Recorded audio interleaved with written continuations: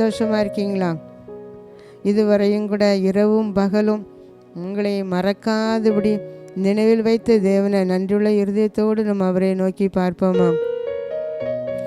தொல்லை கஷ்டங்கள் சூழ்ந்திடும், துன்பம் துக்கம் வரும், இன்பத்தில் துன்பம் நேர்ந்திடும், இருளாய் தோன்றும் எங்கும், சோதனை வரும் வேளையில் சொற்கேக்கும் செவியிலே, பரத்தில் இருந்து ஜெயம் வரும், பரன் என்னை காக்க வல்லோர், காக்கும் வல்ல மீட்பர் உண்டனக்கு, உண்டனக்கு, உண்டனக்கு, காக்கும் வல்ல மீட்பர்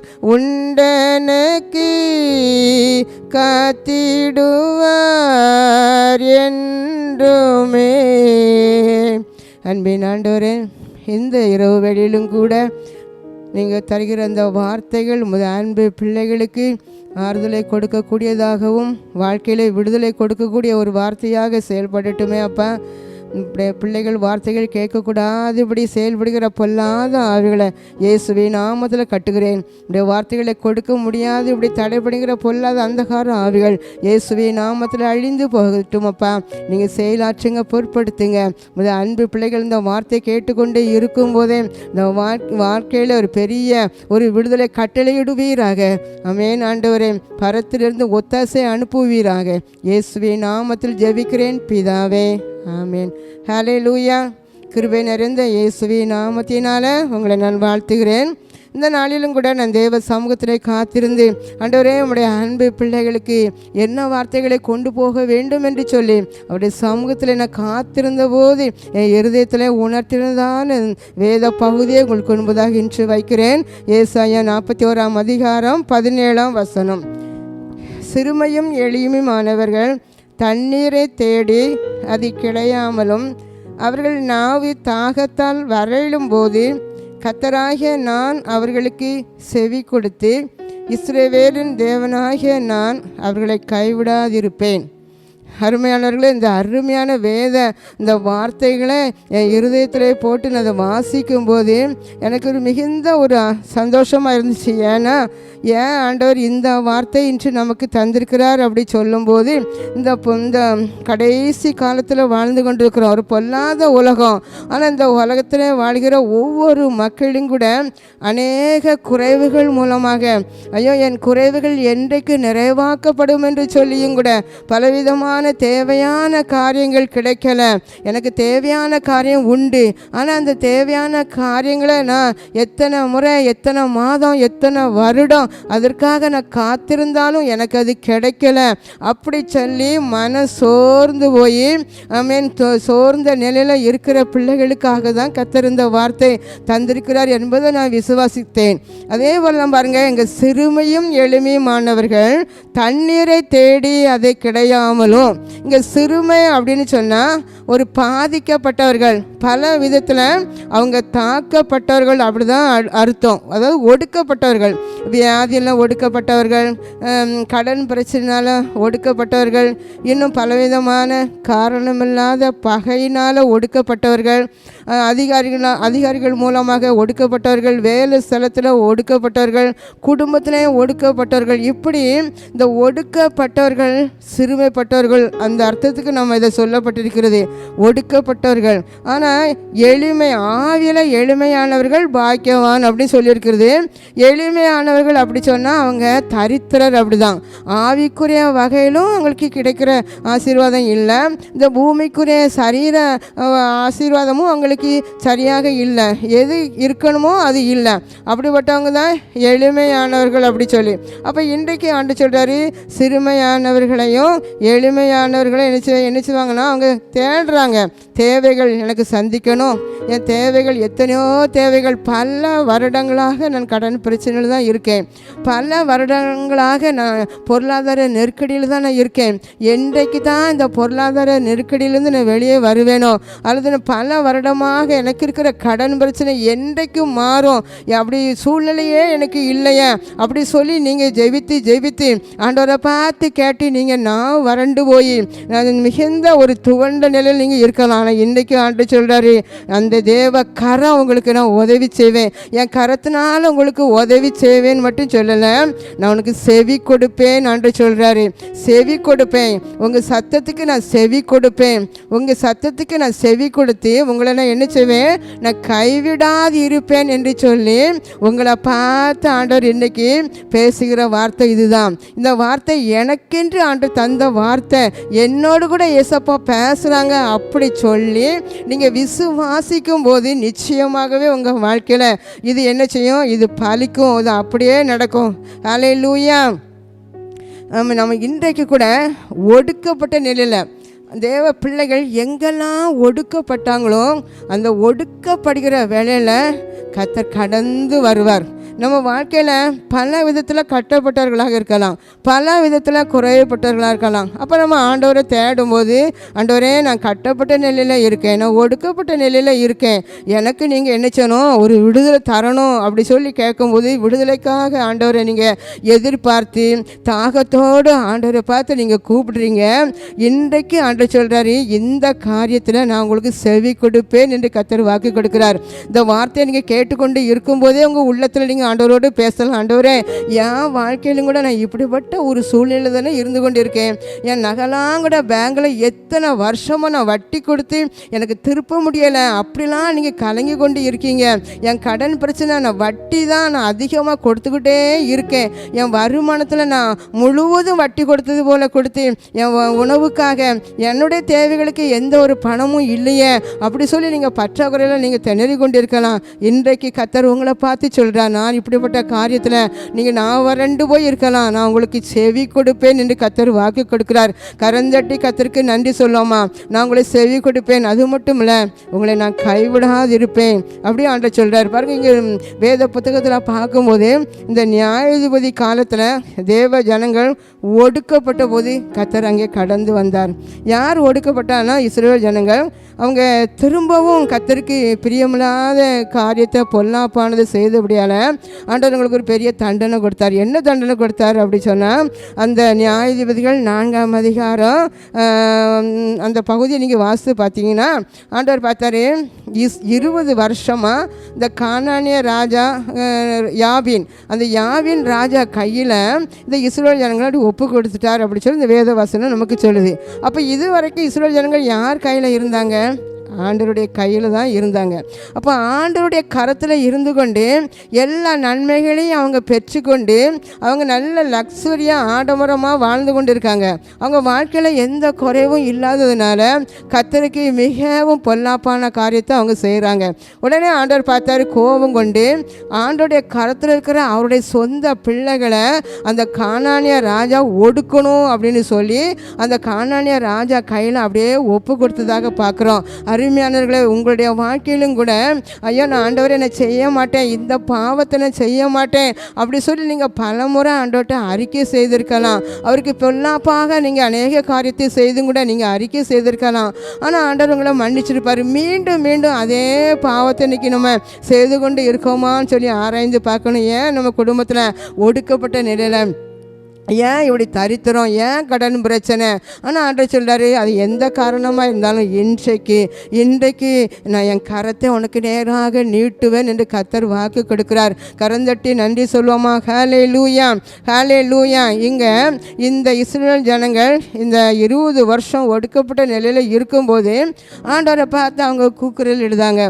அந்த ஒடுக்கப்பட்ட நிலையில் அவங்க தாங்க முடியல, அவங்க கொடுமையாக அவங்க கொடுமைப்படுத்தப்பட்டதுனால ஆண்டவரை பார்த்து கூப்பிடுறாங்க. கூப்பிட்டாங்க. ஆண்டவரை பார்த்து கூப்பிட்டு, ஆண்டவரே அவங்களுக்கு என்ன செய்யனே தெரியல, இந்த ஒடுக்கப்பட்ட சூழ்நிலை அவங்களுக்கு எதுவுமே என்ன செய்யன்னு தெரியாத நிலை. நம்ம வாழ்க்கையில் அநேக கஷ்டங்கள் வரும்போது, எதிர்பாராத விதமான கொடுமையான அநேக நம்ம சூழ்நிலை கடக்கும்போது சில நேரம் என்ன செய்யனே தெரியாமல் நம்ம திணறிட்டு இருப்போம். அதே போல் இந்த இஸ்ரவேல் ஜனங்களும் இது என்னால் முடியாது, இது நம்ம யார் நம்ம முயற்சி எடுத்தாலும் கூட இதிலிருந்து விடுதலை பண்ண முடியாது, ஆண்டவர் ஏதாவது நமக்கு செய்தால் தான் நம்ம இந்த ஒடுக்கப்பட்ட நிலையிலேருந்து வெளியே வர முடியும் அப்படின்னு நன்கு உணர்ந்துருந்தாங்க.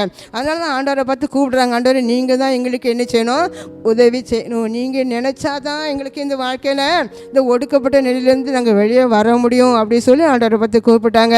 ஆண்டவரும் கூட அவங்களுக்கு நினச்சார், இறங்கினார். அந்த 4:15 பார்க்கும்போது கர்த்தர் அந்த ஒடுக்கப்பட்ட நிலையில் கடந்து வந்தார்.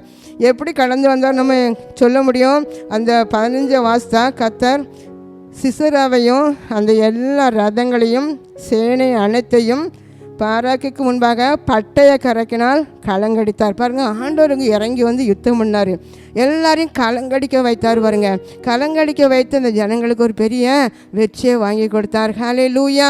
நம்ம வெற்றியுள்ள வாழ்க்கை வாழ்வதற்காகவே கர்த்தர் நம்மளை அழைத்திருக்கிறார். நம்ம ஒரு தோல்வியான வாழ்க்கை, மற்றவங்களுக்கு அடிமையாக இருப்பதை கர்த்தர் விரும்பலை. இன்னும் கூட பாருங்கள், சில வீட்டுக்குள்ளே கூட அநேகர் ஒடுக்குவாங்க.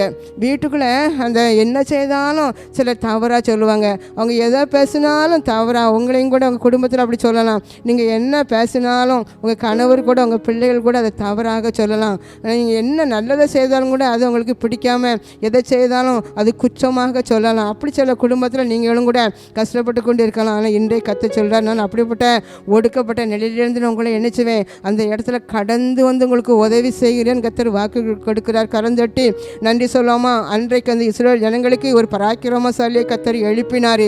இன்றைக்கு கூட நீங்கள் ஒடுக்கப்பட்ட நிலையில் நீங்கள் கலங்கி கொண்டு இருக்கலாம். எங்கே போனாலும் என்னை ஒடுக்குறாங்க, நான் வேலை பார்க்குற இடத்துலையும் கூட என்னை ஒடுக்குறாங்க, நான் எங்கள் சமுதாயத்திலும் கூட என்னை ஒடுக்குறாங்க.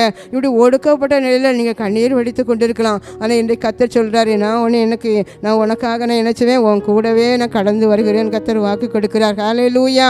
உன் ஒடுக்கப்பட்ட நிலையிலேருந்து உன்னை விடுதலை ஆக்குவதற்காக நான் கடந்து வந்திருக்கிறேன், உன் பக்கத்தில் நிற்கிறேன் என்று கர்த்தர் உங்கள் முகத்தை பார்த்து, அன்பான முகத்தை பார்த்து கர்த்தர் சொல்கிறார். ஹல்லேலூயா. நீதிமொழிகள் 12:25 வாசிக்கும் போது, இருதய கவலை இருதயத்தை ஒடுக்கும். எதெல்லாம் நம்மளை ஒடுக்கும் அப்படின்னு சொன்னால், மற்றவங்க நம்மளை அதிகாரத்துக்கு உள்ளவங்க நம்மளை ஒடுக்குவாங்க, பல விதத்திலும் கூட ஒடுக்குவாங்க நம்மளை. ஆனால் இங்கே ஒன்று சொல்லியிருக்கேன், இருதய கவலை இருதயத்தை என்ன செய்யுமா, ஒடுக்குமா. அந்த கவலையே ஒரு மனுஷனை என்ன செய்யும், ஒடுங்க வச்சிரும்.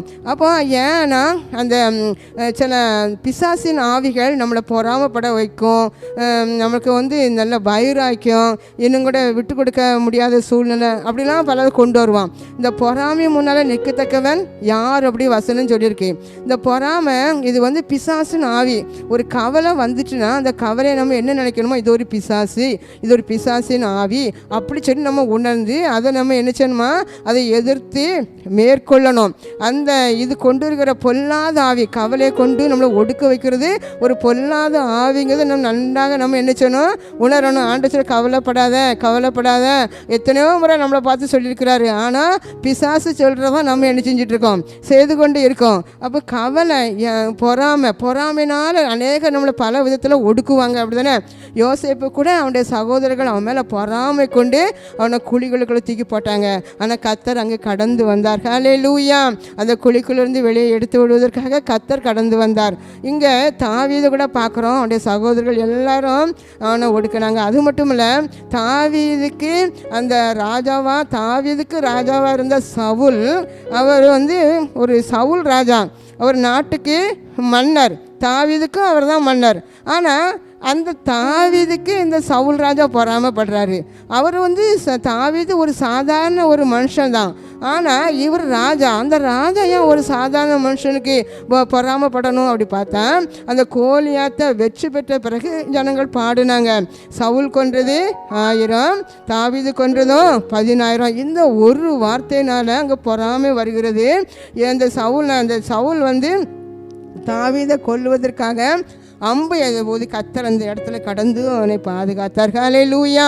இன்றைக்கும் கூட உங்கள் மேலே, உங்கள் பிள்ளைகள் மேலே, உங்கள் குடும்பத்தின் மேலே, உங்கள் பெற்றோர்கள் மேலே பொறாமையினால் உங்கள் குடும்பத்துக்குள்ளே அல்லது உங்கள் சொந்தக்காரங்களே அல்லது நீங்கள் நேசிக்கிறவங்க, உங்கள் தெருவில் வசிக்கிறவங்க, உங்கள் சமுதாயத்தில் இருக்கிறவங்க கூட உங்களுக்கு பொறாமையான அநேக காரியங்களை செய்து ஒடுக்கலாம். ஆனால் இன்றைக்கு ஆண்டு சொல்றார், நான் அங்கே கடந்து வந்து உங்களுக்கு உதவி செய்வேன் என்று கத்தர் வாக்கு கொடுக்கிறார்.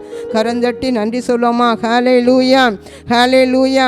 ஆண்டவர் பார்த்தாரு பாருங்க, அந்த சவுலுக்கு வந்து ஒரு பொல்லாத ஆவி அங்கே அனுப்புனார் அப்படி சொல்லி பார்க்குறோம். அந்த பொல்லாத ஆவியை அங்கே அவர் அனுப்புனனால இப்போ யார் தான்? தாவீது தான் ஒரு சுரமண்டலத்தெல்லாம் சொல்கிறாங்க. இந்த பொல்லாத ஆவி அவனை அலக்கழிக்குது. அந்த சவுல் ராஜாவை என்ன செய்து அலக்கழிக்கிறது? தேவனால் விடப்பட்ட ஒரு பொல்லாத ஆவி. ஒரு மனுஷனுடைய வாழ்க்கை சரியில்லை அப்படின்னு சொன்னால் ஆண்டவர் அப்படியே விட்டுருவார். பகை, வைராக்கியம், என்ன சொன்னாலும் கீழ்ப்படிய மாட்டாங்க. கர்த்தருடைய வார்த்தையை கேட்டால் அதுக்கு செவி கொடுக்க மாட்டாங்க. அப்படிப்பட்டவங்களை கர்த்தர் அப்படியே விட்டு விடுவார். இங்கே சவுலையும் பாருங்கள், தேவனால் விடப்பட்ட பொல்லாத ஆவி. அப்போ தேவனுக்கு பிரியமில்லாமல் அந்த சவுல் இருந்ததுனால அந்த ராஜா அவர் என்ன செய்றார்? கர்த்தர் ஒரு பொல்லாத ஆவியை அங்கே என்ன செய்றாரு? அனுப்புனார். அந்த பொல்லாத ஆவியை விரட்டுறதுக்கு யார் தாங்க இருந்தா? தாவீது. சுரமண்ட 1 சாமுவேல் 16ஆம் அதிகாரம் நீங்கள் எடுத்து வாசிங்க. அந்த வாசித்து பார்த்தீங்கன்னா அந்த 16:23 தேவனால் விடப்பட்ட ஒரு ஆவி அலக்களிக்கும். ஆனால் இப்போ தாவீது சுரமண்டலத்தை எடுத்து தன் கையினால் வாசிக்கும் போதே அந்த பொல்லாத ஆவி அவரை விட்டு நீங்கி சவுல் ஆறுதல் அடைந்து சுஸ்தமாவான் அப்படி சொல்லியிருக்கு. அப்போது தாவீதுட்ட என்ன இருந்தது? தேவ அபிஷேகம் இருந்துச்சு. அந்த சாமுவேல் தீர்க்கதரிசி என்றைக்கு அந்த தாவீது ராஜாவாக தைல குப்பியை எடுத்து அபிஷேகம் பண்ணினாரோ அன்னைக்கே தேவனுடைய ஆவி அவருக்குள்ளே இறங்கிச்சு அப்படின்னு பார்க்குறோம்.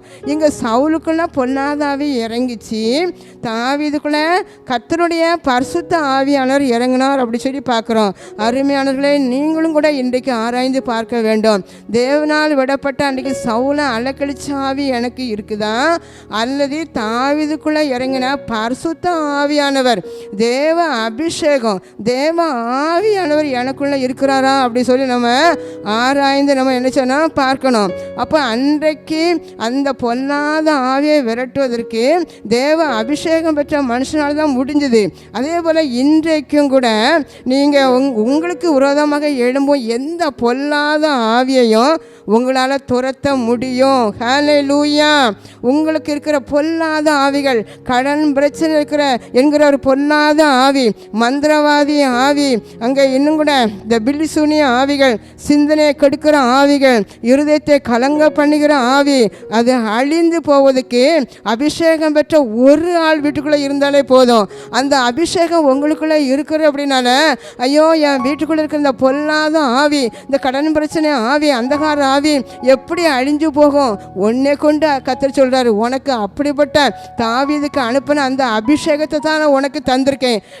நீ சொல்லும் போது இயேசுவின் நாமத்தினால இவருடைய பொல்லாத ஆவிகள் அழியட்டும் என்று சொல்லும் போது அது அப்படியே அழிந்து போகுமா? ஹல்லேலூயா, ஹல்லேலூயா. அப்போ எங்கள் குடும்பத்துக்குள்ள இருக்கிற எந்த ஆவி அலக்கழிக்கிற ஆவியாக இருந்தாலும், குடும்பத்துக்குள்ள பிரச்சனையை கொண்டு வர ஆவி இருந்தாலும், பிரிவினையை கொண்டு வர ஆவி இருந்தாலும், பெருமை என்கிற ஆவி இருந்தாலும், பொறாமை என்கிற ஆவி இருந்தாலும், எல்லாம் பொல்லாத ஆவி. அந்த பொல்லாத ஆவியை பரிசுத்தாய் பெற்ற நீங்கள் இயேசுவின் நாமத்தில் இந்த ஆவி வெளியேறி போ, அது அழியட்டும் என்று சொல்லும்போது நிச்சயமாக அது அழிந்து போகும். ஹல்லேலூயா, ஹல்லேலூயா. அடுத்தால பாருங்க, இங்கே இவர் வந்து ஒடுக்கப்பட்ட நிலையில் இருக்கிற பிள்ளைகளுக்கு அவர் கடந்து வந்து உதவி செய்வேன் என்று வாக்கு கொடுத்தார். இரண்டாவதாக பார்க்கும்போது தேவைகளோடு கூட இங்கே யாத்திராகம் 17ஆம் அதிகாரம் 1-2 வாசித்து பார்க்கும்போது இஸ்ரவேல் ஜனங்கள் பிரயாணப்பட்டு போகும்போது அங்கே ரெகுதி தீவில் அங்கே சீன் வனாந்திரத்திலேருந்து புறப்பட்டு வராங்க. அந்த வனாந்திரத்தில் அவங்களுக்கு குடிக்கிறதுக்கு என்ன செய்யணும்? தண்ணி இல்லாது இருந்துச்சு. உடனே ஜனங்கள் வந்து அந்த மோசையோட வாதாடுதாங்க, எனக்கு குடிக்கிறதுக்கு எங்களுக்கு தண்ணீர் தர வேண்டும் அப்படின்னு சொல்லி வாதாடுதாங்க. இவங்க என்ன செய்யணும்? ஆண்டவரே எங்களுக்கு குடிக்க தண்ணி வேணும் அப்படி சொல்லி இவங்க கேட்டிருக்கணும், கெஞ்சி கேட்கணும் ஆண்டவர்கிட்ட. ஆனால் இவங்க அதுக்கு மாறாக வாதாடுறாங்க. உடனே மோசே அவங்கள பார்த்து சொல்கிறாரு, நீங்கள் ஏன் வாதாடுதீங்க, ஏன் ஆண்டவரை பரீட்சை பார்க்கிங்க, ஏன் முறுமுறுக்கிங்க அப்படின்னு அந்த மோசே அந்த ஜனங்களை பார்த்து சொல்கிறாரு. அப்போ இன்றைக்கும் அநேக தேவைகள் நமக்கு வருது. நம்ம வாழ்க்கையில் எத்தனை விதமான தேவைகள் நமக்கு உண்டு. தேவைகள் சந்திக்க விடாமல் நம்ம இருக்கலாம். அப்போ ஆண்டவரை பார்த்து, ஆண்டவரை ஏன் எனக்கு மட்டும் தரல, நான் எத்தனை நாளாக கேட்கேன், எத்தனை மாதமாக கேட்கேன், அப்படிலாம் ஆண்டவரை பார்த்து நம்ம நினைச்சக்கூடாது, கேட்கக்கூடாது. பணிவை, ஆண்டவரே எனக்கு இது தேவைன்னு உங்களுக்கு தெரியுமாப்பா, நீங்கள் தாங்க, வாதாடக்கூடாது, முறுமுறுக்கக்கூடாது. ஆனால் இஸ்ரேல் ஜனங்கள் நினைச்சாங்க, அப்படி வாதாடினாங்க, முறுமுறுத்தாங்க. இப்போ மோசே ஆண்டவரை பார்த்து, ஆண்டவர் இந்த ஜனங்கள்லாம் என்னை கல்லறிய பார்க்காங்க, நான் என்ன செய்யணும் அப்படி சொல்லி கேட்கும்போது மோசேட்ட ஆண்டவர் என்ன சொன்னார்னா, நீ நதியை அடித்த கோல், அந்த நதியை அடித்த கோலை உன் கையில் எடுத்துக்க, அங்குள்ள மூப்பர்கள் சிலரை நீ கூட்டிகிட்டு அவங்கள பின்னால் வர சொல்லி நீ முன்னால் போ. அப்போ பாருங்கள், அந்த நதியை அடித்த கோல் எது அப்படின்னா, அவங்க எகிப்தில் இருக்கும்போது ஆண்டவர் அநேக வாதைகளை அனுப்பினார், அநேக அற்புதங்களை அடையாளங்களெல்லாம் காணப்படினார். அதில் இவர் இந்த நதியை, அந்த கோலை வச்சு இந்த நதியை அடித்த உடனே அந்த தண்ணியெல்லாம் அங்கே என்ன செஞ்சுட்டு ரத்தமாக மாறியது. ஹல்லேலூயா. சாதாரண தண்ணி அந்த வெறும் கோலை அடித்த மாத்திரத்தில் ரத்தமாக மாறியது. அந்த கோலை நீ உன் கையில் வச்சிக்க, நீ போ, முன்னால் போ, நான் அங்கே என்னச்சுவேன். அந்த 17 யாத்திராகம் 17:6 வாஸ்து பார்த்தீங்கன்னா, ஓரேபிலே நான் உனக்கு முன்பதாக கண்மலையின் மேலே நான் நினைச்சுவேன் நிற்பேன், நீ அந்த கண்மலையை அடி, அப்பொழுது ஜனங்கள் குடிக்க அதிலிருந்து தண்ணீர் என்ன செய்யும், புறப்பட்டு வரும். பாருங்கள், வெறும் சாதாரண கண்மலை, பாறை, அதில் தண்ணீர் வர்றதுக்கு எந்த வாய்ப்பும் இல்லை. ஆனால் ஆண்டவர் சொல்கிறாரு, உன் கையில் இருக்கிற கோலை வச்சு நீ ஓங்கி அடி, அதில் என்ன செய்யும், தண்ணீர் வரும். அதே போல் அந்த மோசே செய்தார், தண்ணீர் ஜனங்கள் குடித்தாங்க. இன்றைக்கு உங்கள் வாழ்க்கையில் பிரச்சனையை சால்வ் பண்ண, நீங்கள் ஏதோ ஒரு பிரச்சனைக்காக நீங்கள் அழுது புரண்டு என்ன ஆகுமோ, எப்படி ஆகுமோ, என் விடுதலை கிடைக்குமா கிடைக்காதா அப்படி சொல்லி நீங்கள் அழுது கொண்டு இருக்கீங்க. ஆனால் ஆண்டவர் சொல்கிறாரு, நான் உனக்கு முன்னே போய் அங்கே காத்திருப்பேன். அந்த இஸ்ரவேல் ஜனங்களுக்கு அவங்க முறுமுறுத்தாலும் வாதாடினாலும் அந்த கண்மலையில், அந்த பாறையில் நான் அந்த ஜனங்களுக்கு முன்பதாக அற்புதம் செய்வதற்கு நான் காத்து நின்று கொண்டிருந்தார். இவங்களாம் போவதுக்கு முந்தைய நான் உனக்கு முன்னே போய் நிற்பேன் என்று. ஹல்லேலூயா. இன்றைய கர்த்தர் உங்களை பார்த்து சொல்கிறார், உங்களுக்கு தண்ணீர் தர உங்களுக்கு முன்பதாக போய் காத்து நின்று கொண்டிருக்கிறேன். உங்கள் தேவைகளை சந்திப்பதற்காக உங்களுக்கு முன்பதாக நான் அந்த கண்மலையில் நின்று கொண்டிருக்கிறேன். உங்களை அநேக ஆபத்திலிருந்து தப்புவிப்பதற்காக நான் முன்னே நின்று கொண்டிருக்கிறேன். உங்களை உயர்ந்த அடைக்கலத்தை வைப்பதற்காக நான் அந்த கண்மலையில் நின்று கொண்டது போல உங்களுக்காக நின்று கொண்டிருக்கிறேன். அது பாறையாக தான் இருந்தது, வெறும் பாறை, அடித்த மாத்திரத்தில் தண்ணீர் வந்துச்சு.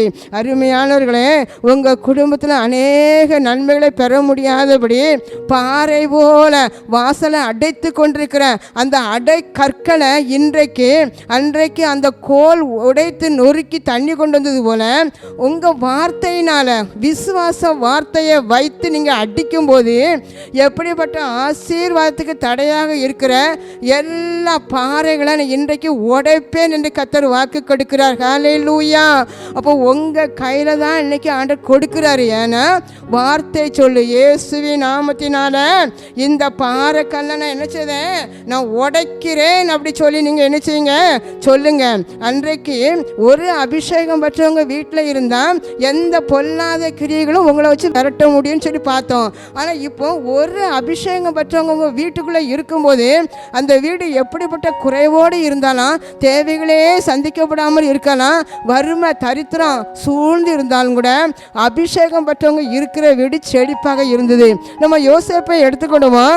ஆதியாகமம் 39:5 பார்க்கும்போது அந்த போத்திபார் வீட்டுக்குள்ளேயும் ஆசீர்வாதம் இருந்துச்சு, வெளியிலையும் ஆசீர்வாதம் இருந்துச்சு. அருமையானவர்களே, நீங்கள் இருக்கிற வீடு இன்னைக்கு ஆசீர்வாதமாக இருக்கிறதா அல்லது சாபம் இருக்கிறதா, அழுகையும் கண்ணீரும் இருக்கிறதா? இன்றைக்கு ஆண்டவரே, நான் இருக்கிற வீடு ஆசீர்வாதமாக இருக்கணும். ஒவ்வொருவரும் ஆண்டவர்கிட்ட ஒப்பு கொடுங்க. நீங்கள் இந்த வீட்டில் என்னைய வச்சிருக்கீங்க, ஏன் வச்சிருக்கீங்க, நான் இருக்கிறதுனால இந்த வீடு ஆசீர்வாதமாக இருக்கணும் அப்படி சொல்லி நீங்கள் ஆண்டவரை பார்த்து நீங்கள் கேட்கணும். ஹல்லேலூயா. கண்மலை மேலே அடித்து தண்ணீர் எடுத்தது போல இன்றைக்கு உங்களுக்கு விரோதமாக இருக்கிற எல்லா தடைகளையும் உங்கள் வார்த்தையினால் சொல்லி நீங்கள் உடைக்க போகிறீங்க. ஹல்லேலூயா. அவர் உங்களை ஒடுக்கினவர்களிலிருந்து செவி கொடுத்து நீங்கள் ஆண்டவரை பார்த்து தாகத்தோடு ஏக்கத்தோடு கேட்கும்போது உங்கள் வார்த்தைக்கு நான் செவி கொடுப்பேன் என்று சொன்னார். உங்களை தேவைகளை சந்திப்பதற்கு நான் உங்களை கைவிட மாட்டேன் என்று கர்த்தர் வாக்கு கொடுத்தார். ஹல்லேலூயா. அவர் செவி கொடுக்கிற தேவன். இன்றைக்கு இந்த வார்த்தை கேட்டுக்கொண்டிருக்கிற அருமையான பிள்ளைகளை ஆண்டவர் உங்களை பார்த்து சொல்லி, அன்பு மகனே, என் அன்பு மகளே, நான் உன் தேவையை சந்திப்பேன். நான் உனக்கு இருக்கிற தேவைகளை நான் சந்திப்பதற்காக உனக்கு முன்பதாகவே நான் ஓரே முறை நின்று கொண்டிருப்பேன். உனக்கு முன்பதாகவே அற்புதம் செய்த காத்து கொண்டிருக்கிறேன் கர்த்தர் உங்களை பார்த்து சொல்கிறாரு. நன்மைகளை அடைத்து கொண்டிருக்கிற எல்லா பாறைகளை இன்றைக்கு வியாதி போல் இருக்கிற பாதைகளை அந்த நோய்களை நீங்கள் வாயினால் சொல்லுங்கள். இயேசுவின் நாமத்தில் இந்த வியாதியை உடைக்கிறேன் என்று சொல்லுங்கள். இயேசுவின் நாமத்தில் இந்த கடன் பிரச்சனையை உடைக்கிறேன் என்று சொல்லுங்கள். ஹல்லேலூயா. இயேசுவின் நாமத்தினால என் குடும்பத்தில் இருக்கிற பொருளாதார நெருக்கடிகளை உடைக்கிறேன் என்று சொல்லுங்க. ஹல்லேலூயா. என்னென்ன காரியம் உங்களுக்கு தேவையோடு இருக்கீங்களோ இயேசுவின் நாமத்தில் உறுதியை சொல்லும்போது கர்த்தர் இந்த சர்ப்பத்தின் ஆவியை உங்கள் வீட்டை விட்டு நான் அகற்றுவேன் என்று கர்த்தர் வாக்கு கொடுக்கிறார். ஹல்லேலூயா. கண்களை மூடி தேவ பிரசன்னம் மத்தியில் இறங்கி வரும்படியாக ஆண்டவரே இந்த நாளிலும் கூட அன்பு பிள்ளைகளோடு இடைப்பட்டீரே, உமக்கு நன்றி அப்பா. இடைப்பட்டதற்காக நன்றி ஆண்டவரே. என் வாழ்க்கையில் எத்தனை தேவைகள் இருக்கிறது அப்பா. என் தேவைகள் சந்திக்கப்படலையே. எவ்வளோ பிரயாசப்பட்டேன், எவ்வளோ முயற்சி பண்ணி பார்த்தோம், யாரெல்லாமோ போய் பார்த்தோம், எனக்கு விடுதலை இல்லையே, நான் ஒடுக்கப்பட்ட நிலையில தான் இருக்கேன், எனக்கு விடுதலை இல்லையே என்று சொல்லியிருக்கிற உங்களை பார்த்து தான் அன்று சொல்கிறாரு. உங்களுக்கு நான் தாகமாக இருக்கிற உங்களுக்கு நான் செவி கொடுப்பேன், ஏக்கத்தோடு இருக்கிற உங்களுக்கு நான் செவி கொடுப்பேன், உங்களை கைவிடாது இருப்பேன் என்று கர்த்தர் வாக்கு கொடுக்கிறார். ஹல்லேலூயா. ஹல்லேலூயா. அது மட்டுமல்ல, ஆமென். எதனால் நீங்கள் குறைவோடு கூட இருக்கீங்க, உங்கள் குறைவுகளை இன்று நிறைவாக்குவதற்காக நான் உங்கள் வார்த்தைகளுக்கு உங்கள் ஜெபத்திற்கு செவி கொடுத்து விட்டேன் என்று கர்த்தர் வாக்கு கொடுத்தார். ஹல்லேலூயா. Thank you Jesus. அன்பு பிள்ளைகள் மேலே இருக்கிற தடைகள் பாறையாக இருந்தாலும் அந்த பாறை மேலே முன்னால் போய் நிற்பேன் என்று சொன்னீங்க. இயேசுவின் நாமத்தில் பாறைகள் உடைக்கப்படுவதாக, பாறைகள் உடைக்கப்படுவதாக. பாறைகளை உடைத்து எங்கள் பிள்ளைகளுக்கு ஆசீர்வாதத்தை கொண்டு வந்ததற்காக நன்றி அப்பா. நன்றி ஆண்டவரே. Thank you Jesus. ஒவ்வொரு குடும்பத்துக்குள்ள இந்த வார்த்தை கடந்து போனதற்காக நன்றி. இந்த வார்த்தையின் வல்லமைகள் ஒவ்வொரு குடும்பத்துக்குள்ள பலிக்க போகிறதற்காக நன்றி. கர்த்தர் உங்களோடு கூட பேசினார் அல்லவா, உங்களோடு நிச்சயமாகவே பேசினார் என்று நீங்கள் விசுவாசிக்கும் போது இந்த வார்த்தையின்படி கர்த்தர் உங்களை ஆசீர்வதிப்பேன் என்று கர்த்தர் வாக்கு கொடுக்கிறார். ஹல்லேலூயா. ஒடுக்கப்பட்ட நிலையில் இருக்க உங்கள் மத்தியில் கடந்து வந்து நின்று கொண்டிருக்கிறேன் கர்த்தர் வாக்கு கொடுக்கிறார். உங்கள் குடும்பத்துக்குள்ள கடந்து வந்து நின்று கொண்டிருக்கிறார். தேவையோடு இருக்கிற உங்கள் தேவைகளை சந்திப்பதற்காக கடந்து வந்து நின்று கொண்டிருக்கிறேன் என்று கர்த்தர் வாக்கு கொடுக்கிறார். ஹல்லேலூயா. எல்லா தேவைகளை சந்தித்து தேவ ஆசீர்வாதங்களை நிரப்ப போகிறேன் என்று கர்த்தர் வாக்கு கொடுக்கிறார். ஹல்லேலூயா. தேவ அன்பு ஒவ்வொரு பிள்ளைகள் மேல் ஊற்றப்பட்டதற்காக நன்றி அப்பா. ஒவ்வொரு பிள்ளைகள் மேல் கிருபையாக இறங்கினதற்காக நன்றி. வீட்டை சுற்றி வேணி எடுத்து பாதுகாத்துக் கொள்வீராக. இயேசுவின் நாமத்தில் ஜெபத்தை கேட்டு எங்கள் பிள்ளைகளுக்கு ஒரு நல்ல ஒரு எதிர்காலத்தையும் நல்ல ஒரு பேர் ஆசீர்வாதத்தையும் உண்டாக பண்ண போவதற்காக நன்றி. துதி கனம் மகிமை எல்லாவற்றையும் உங்களுக்கே செலுத்துகிறேன். மீட்பர் இயேசுவின் மூலம் ஜெபிக்கின்ற நல்ல பிதாவே, ஆமென். God bless you.